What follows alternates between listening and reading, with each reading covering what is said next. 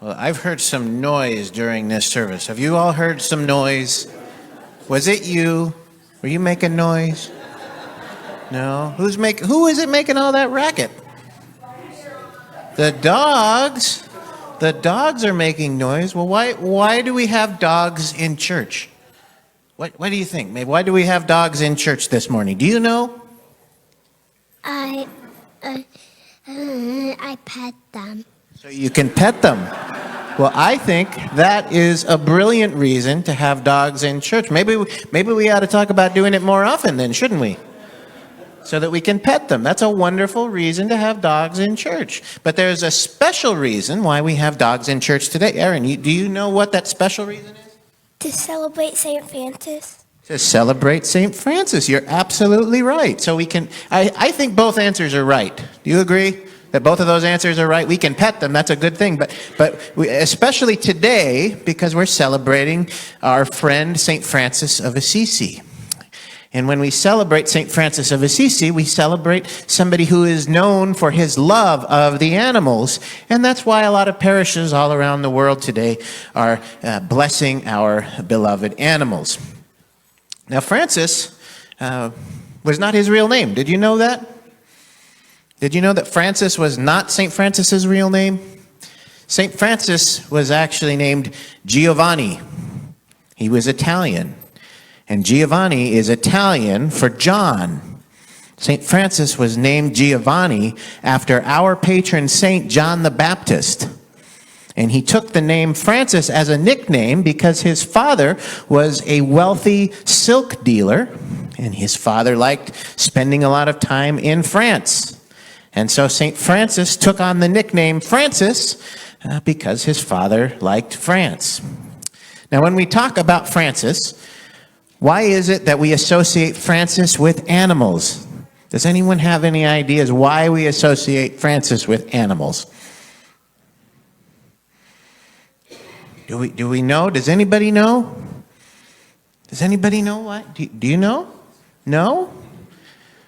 Well, St. Francis loved animals. He loved all of God's creation. And so that's why we especially celebrate our animals when we celebrate St. Francis. St. Francis taught us how to love. And there are lots of stories about the life of Francis that we probably would call legends. Okay? So a legend is a story that may or may not have happened the way we understand it. But when we tell a legend, we're telling a story that has some kind of a larger truth to it. It may not have happened exactly the way that we say it did, but we try to get some meaning or some kind of message from the story. And there are a couple of stories that come to mind when we think about Francis and his relationship with the animals. Francis is told, one of the legends is that Francis preached to a flock of birds. And the birds came and sat down in front of him and listened to every word that he had to say, and they didn't move until he was done preaching. And at the end of the story that he told, all of the birds flew away. Well, that's a story that people use to say that Francis could talk to the animals. Do you think Francis could talk to animals? Do you think they understood what he was saying? No, you don't? How about you? Do you think the animals knew what Francis was saying? No? Yes? We got a no.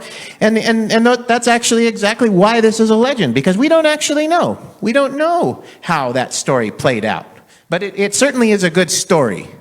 It certainly is a good story because it has a message. And that message is that all of God's creation are worthy of love. There's another famous story about Francis and the wolf. Has anyone heard the story of Francis and the wolf? I don't see any. I see one hand. I see two hands. So I think it's important that I share with you the story of Francis and the wolf, because this is an important story. This is an important story if we're going to remember our friend Francis. So Francis lived in Assisi. That wasn't his last name. That was where he lived. And in his day, that was how people got their last name, was where they lived. So he was in Assisi. And there was a wolf that was bothering the people and even going out of their way to bite people. And Francis had a conversation with the wolf. And he asked the wolf, "Why are you coming after the people of this village? It's scaring people. We're worried that you're going to eat us." And the wolf said, why do you think a wolf might want to go after people? Why do you think? Because he needs to get food. Exactly. That's exactly it. The wolf said he was hungry. And so Francis made a deal with the wolf. And he says, "If we feed you, will you leave us alone?" And the wolf said yes. And because the town fed the wolf made good on his word and didn't attack the people anymore. So that's a good story. That wolf became like a pet for the rest of the village. And that's one of the reasons that we talk about Francis and his relationship with animals. Now, Francis was something called a mystic. Do we know what that word mystic means? Mystic. A mystic is someone who's on a different plane than maybe the rest of us. Somebody who understands God in a way that we maybe don't understand God. And there's something interesting about being a mystic, and that is that we don't get to self-identify as being mystics. If I were to stand here in front of you today and I told you I'm a mystic, guess what? I'm automatically not a mystic, because a mystic is something that someone else ascribes to us. It's kind of like standing up here and saying, "Well, I'm the most humble person in the world." Because as soon as I say that, you already know it isn't true. But Francis was a mystic. And an example of a mystic that I think we're probably all familiar with, I would call this person a mystic. I don't think he would, which again is criteria. But I think one of our previous priests here, Father Harry, has a lot of qualities that I would associate with a mysticism or being a mystic. And that's because when I hear Father Harry preach, I hear him explain and articulate God in a way that helps me to grow in my relationship with God, in a way that maybe I wouldn't have thought that way, but he helps me to think that way. And Father Harry, to me, is a teacher. And that's a quality of being a mystic. When I say teacher, I don't mean somebody who stands up and gives you a lesson, something that came out of a book, right? We all have our teachers. When I say teacher, and I'm talking about the mystics like Francis, I'm talking about someone who teaches us by life, by living their life. Somebody who encourages and nurtures us and wants us to be the best people that we can be. Those are the mystics. And Francis was a mystic in that he taught us how to love. There's another legend about Francis, and that's that one day he was praying, and as he was praying, he heard a voice say, "I want you to rebuild my church stone by stone." Can you imagine building a church stone by stone? Can you imagine how long that would take to build a church stone by stone? That would take a really long time. Now, there are two ways to interpret this story. The church he was praying in was kind of weathered and beaten up. And so we could interpret that as to say that he actually rebuilt a physical building of a church, stone by stone. But we could also interpret that as saying that we are the church. The people of God are the church, and that he was instructed to change lives one at a time. Okay? So that's one of the messages that we can get from that legend. And in thinking about building a church stone by stone, I think it would take a really long time. If we built this building stone by stone, I think it would take a really long time. And there are some things in our life that take a really long time. How about doing the dishes? Do any of us have to do the dishes? How many of us have to do the dishes? And how many of us, when we do the dishes, how many of us have a dishwasher that we can put the dishes in? Most of us have a dishwasher that we can put our dishes in. But even so, don't we sometimes still wash the dishes by hand? Sometimes I feel like, you know what, I just want to get this out of the way, and I want to wash, and I want to rinse, and I want to dry, and I want to put them away right away, right? Because if I put them in the dishwasher, well, I've got to wait 2 hours, and then I still have to put them away, right? But Francis would teach us that doing the dishes that way can be a way that we can have an encounter with God. He wouldn't exactly say that luxury is bad or that having wealth is bad, but he would say that we don't want them to be distractions. We don't want wealth and luxury to be distractions, to get in our way of our relationship with God.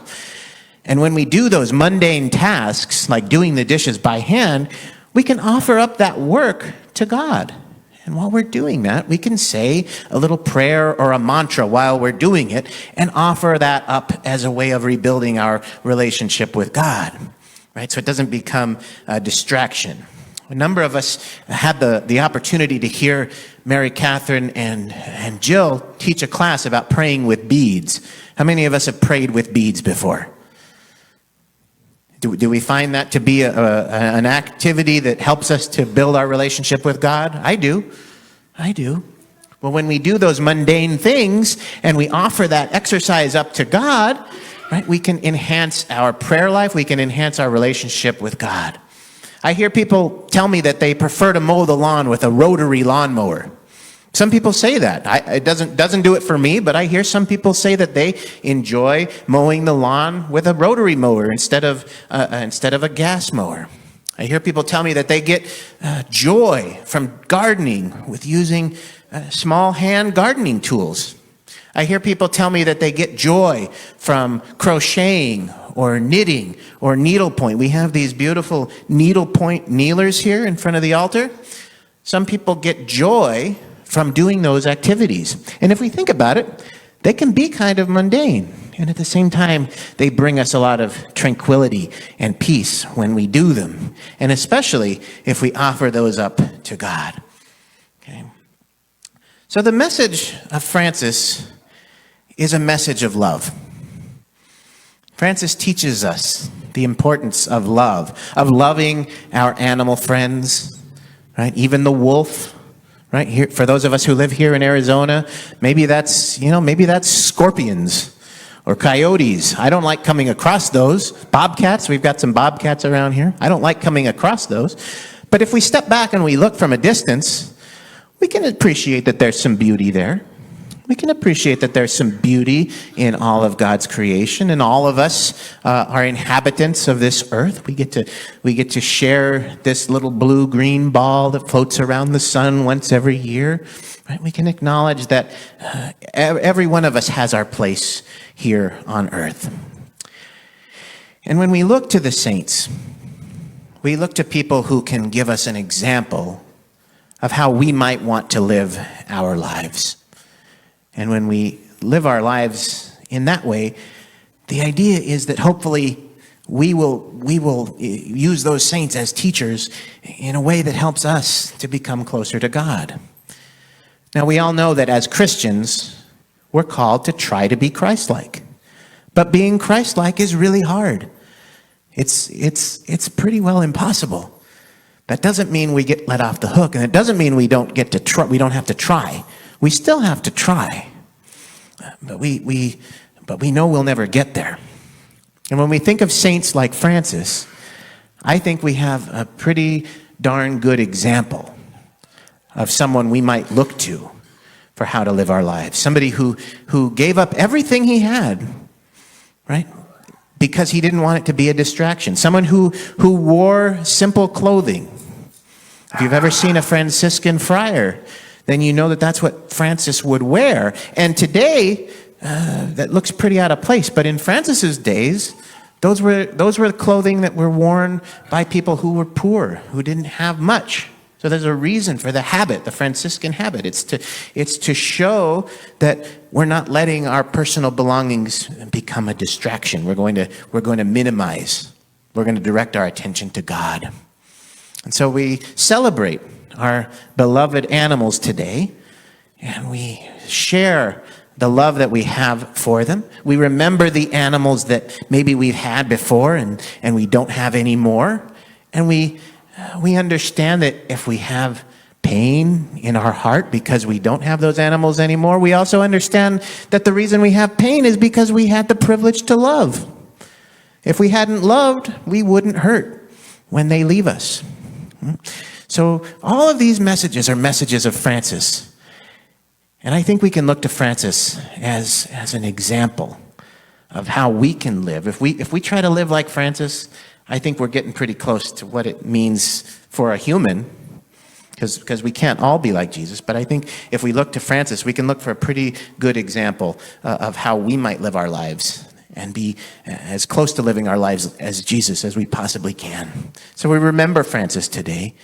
We say prayers of thanks for the beloved creatures in our lives, those beloved creatures who have shared our lives. And we thank God for the gift of love, the gift of his love, the gift of love of one another, and the gift of love that we see when we look into the big brown eyes of our puppy dogs. We experience that love. And God is love. That's what God is all about. And I think Francis teaches us that. So we remember St. Francis today as we bless our animals and we live our lives as he taught. Amen.